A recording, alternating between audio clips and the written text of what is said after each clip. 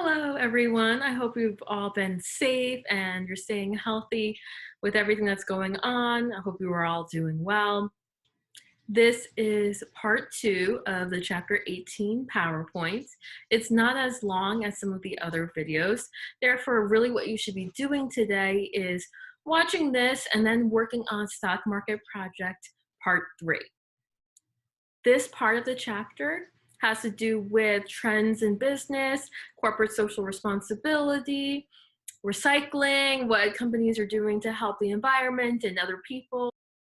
So your video of the day is about what the employees of Dunder Mifflin are doing to help the environment. And I'm currently here right now at Dunder Mifflin in Scranton, Pennsylvania. Not again. Bow down before Recyclops! 5 years ago, corporate said we had to start a recycling program for Earth Day. So Dwight took the lead on that and introduced us to a very close friend of his named Recyclops. Happy Earth Day, everyone. I'm Recyclops. Did you know that an old milk carton can be sawed in half and used as a planter? The next year, he really stepped things up. Who has put a number 7 plastic in a number 4 bin? A year after that, Recyclops really began to take shape. Recyclops will drown you in your overwatered lawns. Then tragedy struck Recyclops when his fictional planet was attacked by some other fictitious thing. I can't remember. Recyclops will have his revenge. I think this was also the year that he renounced Earth Day and vowed to destroy the planet he once loved. And just as an FYI, I am currently not in Scranton, Pennsylvania. I was able to figure out how to use virtual backgrounds. So today's theme is The Office, which is a show, if you don't know what it is already, and I'll have different backgrounds from the show The Office. As a reminder, I will be asking you questions during this PowerPoint that you can answer in the discussion comments below the video. Just make sure to hit reply. I'll be asking several throughout this PowerPoint. You only need to answer one of them. Okay, let's begin. Our first topic is trends in business. E-commerce is the buying and selling of products online or over the internet. This brings us to global economy. These two really go hand in hand. Global economy is an economy of everyone in the world. So most businesses are using e-commerce to buy and sell goods to the global economy. Business owners and managers really need to be aware of this trend in order to meet a wider market and to increase their profits. Instead of selling to those who just live in the area close to their business, now the entire world is their market. These two trends are really focusing on products, selling a product. So on the other hand, the service economy is also on the rise. The service economy is providing a service instead of a product to others. So some services that you may have heard of is like Uber and Lyft. So those are two services that have really been growing over the past few years. My first discussion question to you is, what are some other service businesses that have been growing recently over the last few years, besides Uber and Lyft? Other trends in accounting that we'll be talking about are customer orientation, lean practices, and the value chain. We'll be discussing these three topics individually next.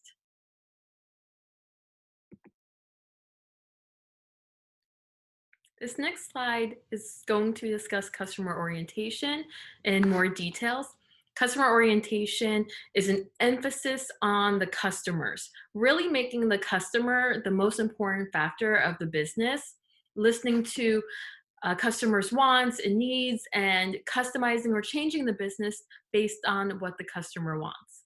Not all businesses are set up like this. A lot of businesses really just focus on sales or focus on the product, but a business that develops customer orientation really is focusing on what the customer wants, or always reaching out to the customer, and like I said, changing based on what the customer wants. For instance, OCC, I would say there is a very big customer orientation there, the customer being you, the students. What OCC does is they're always sending out surveys, they're having professors talk with students, We are adding degrees, taking some away based on what you, the customer, the student wants. We also have training programs geared towards how us, the professors, can really service the student better and listen to their wants and needs. So for your next discussion question would be, is your business, does it have a customer orientation or a business that you've worked at previously in the past? If so, what are they doing to change or do anything based on what the customer wants? Also, if they're not customer focused, then why? Explain how you know that.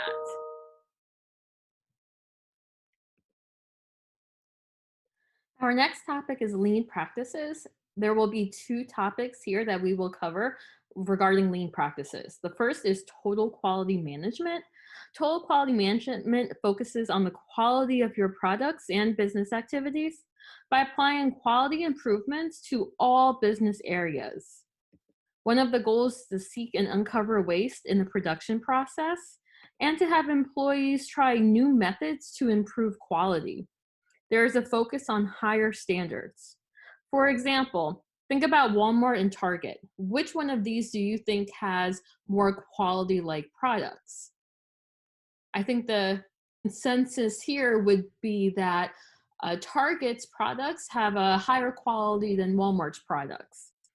So for your next discussion question that you can answer, what's a business that you shop at because of the quality of products? Explain your reasoning for this. The second lean practice topic is just-in-time manufacturing, also known as JIT, J-I-T, manufacturing. This is a system that acquires inventory and produces the product only when needed. The main advantage to this is that there's a low level of inventory kept on hand. But one of the disadvantages is that this type of inventory system is more susceptible to disruption than a normal system would be. And I do have a short video explaining this topic some more. I'm Alex Berman, and you're watching Selling Breakdowns. Whenever you buy a complex piece of equipment, such as a TV or a car, do you ever wonder how exactly it all came together? Well, ever since the Industrial Revolution, that how has been a vital question for many businesses. Today we're going to look at how in post-war Japan, Toyota helped to create one of the smartest production systems that we have, named Just-in-Time. We'll look at how it works and how you can apply the philosophy and practices to many other areas of your business. After World War II, Japan faced some difficult problems. They didn't have a lot of cash, resources were scarce, and there wasn't a lot of free land to expand factories. However, Taiichi Ohno at Toyota managed to turn these problems into advantages by slowly creating the just-in-time system. The idea didn't come all at once. It's more that through the 50s and 60s, various changes were implemented and improved until the 70s, where the wider world began to realize the benefits and adopted a similar approach. So, what is just-in-time?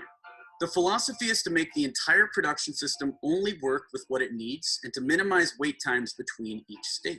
The biggest savings is normally around inventory. Before just-in-time, a company would keep a warehouse filled with the parts and raw materials it needed. When supplies were getting low, they'd reorder when they had just enough to keep going until the new delivery came.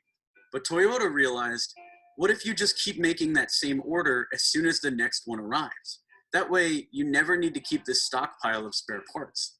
The cost savings were huge since warehousing is seriously expensive.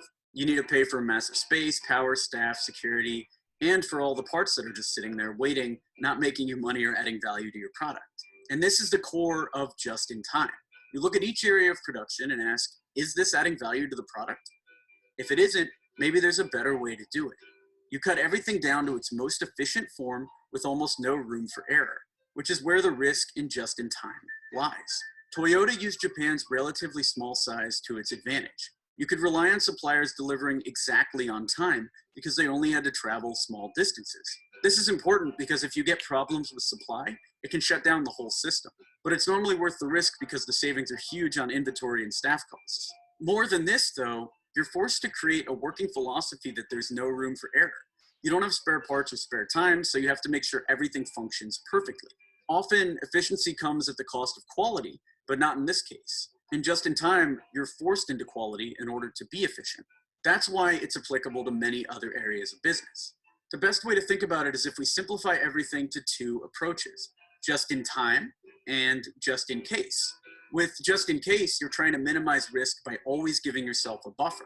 You'll carry extra stock so you can swap out faulty items. You'll overstaff certain areas because they've occasionally had too much work to deal with. You'll support a service that just a few customers ask for. With just in time, you don't simply cut these areas and cross your fingers that nothing bad happens. No, you work out how you can avoid them happening in the first place. Because this is money that's wasted unless a bad thing happens, you're effectively investing in mistakes. Better quality control means staff can trust the stock that they have so they don't need a backup. As for workloads, the only reason one department is hit by a workload that they can't handle is because there's not enough visibility between departments. If your sales team know the capacity of production and its current status, then they won't put it in order that can't be filled. And as for offering a service with limited customer appeal, well, maybe you cut it out completely, or you just find a way to merge it with other services so the resources it requires are absolutely minimal. When done well, the just-in-time philosophy should be good for morale too, because the whole point of it is telling your staff, I'm trusting you to perform consistently. And I think most of us respond well to that kind of respect. As you can see from the video you just watched, there are a lot of great benefits and some disadvantages to just-in-time manufacturing.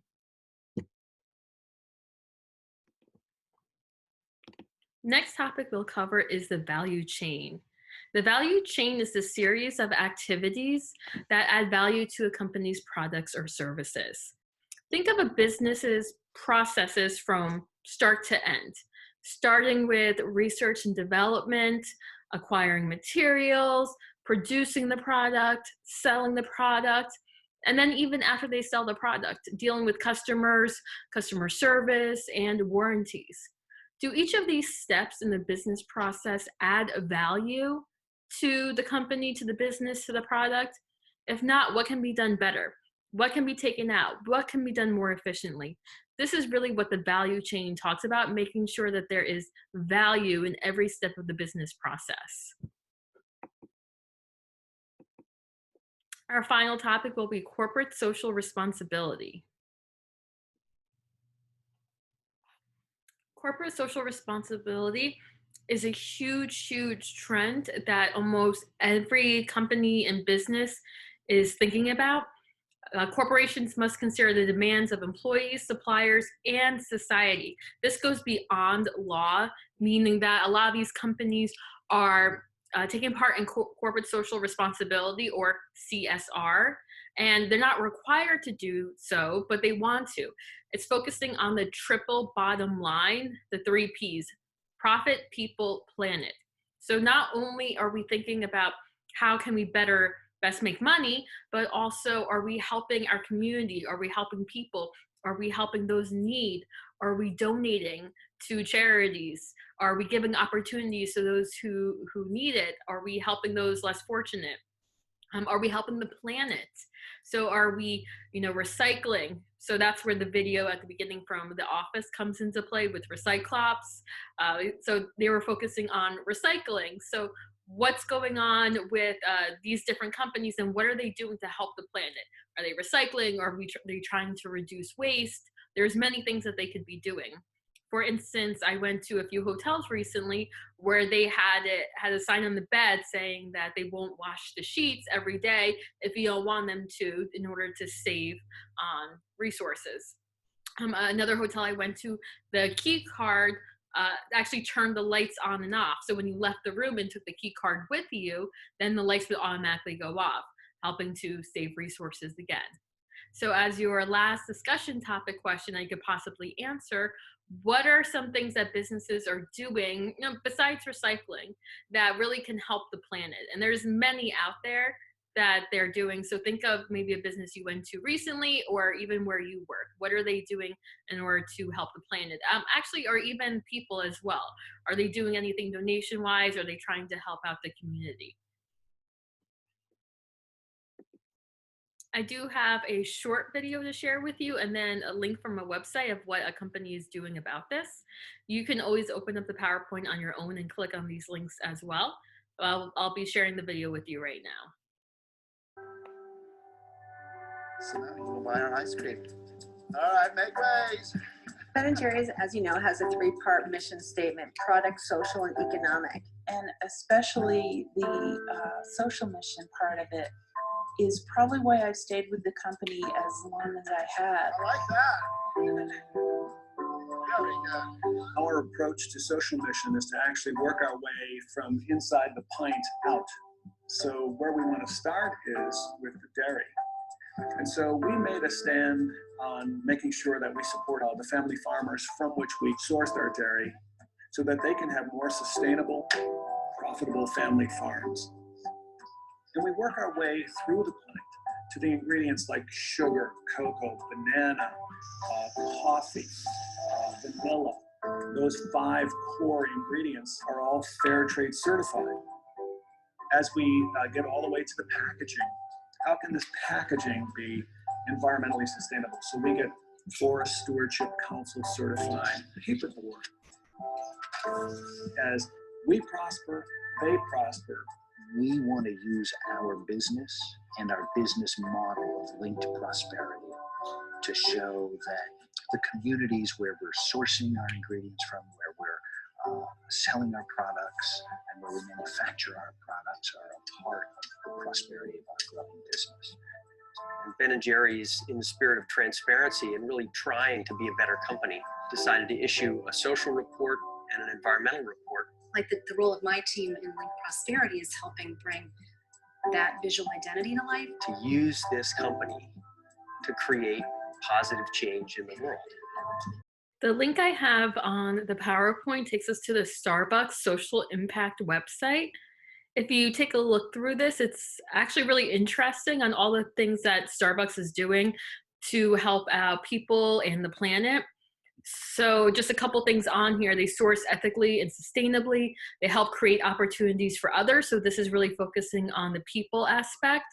Leading green retail, strengthen communities. So as you can see, a lot of companies are focusing on this. It's not just Starbucks or Ben & Jerry's, but there's almost every large corporation out there. If you go to their website, you can see what they're doing for the people and for the planet, their corporate social responsibility. Next, we'll be doing a practice problem. This is the last one on your handout. Hopefully you still have it with you and you've been following along. So this is the annual report from Hyatt, the corporate responsibility report. And remember, Hyatt is a hotel chain. It has information based from the company, and we'll kind of decide if it's part of profit, people, or the planet. For instance, number 1, sales revenue totaled $4.4 billion. Take a moment to think about the 3 Ps. Is that speaking of profit, people, or planet? It's talking about money, so it's profit. So I'll put a PR for profit. Number 2, they have increased women in management positions by 8%. So what is that speaking of? Talking about women here, so people, how can they better help people? So in this case, people would be women.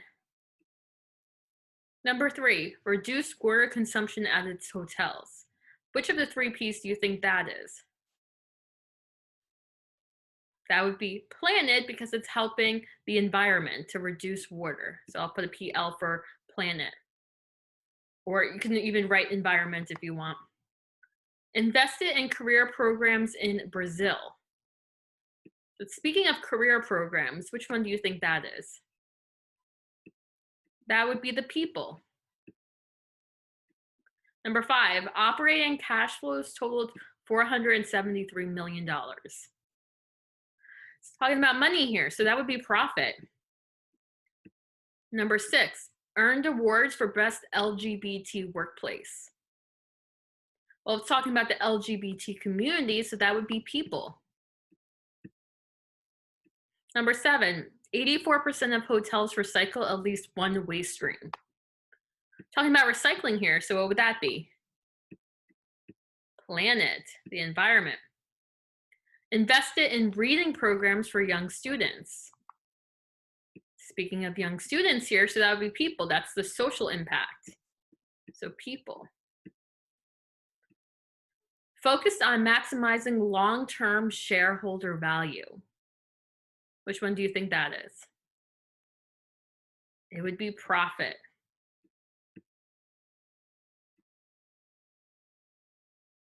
That concludes the Chapter 18, Part 2 PowerPoint. As a reminder, please answer one of the few discussion questions that were asked. Hit reply at the bottom of the screen. You do not have to answer all, just one of them will suffice. Also, please start working on your stock market project Part 3. If you have any questions as you're doing it, please send me a message. Thank you, everyone. Please continue staying safe. If you need anything, I'm here for you.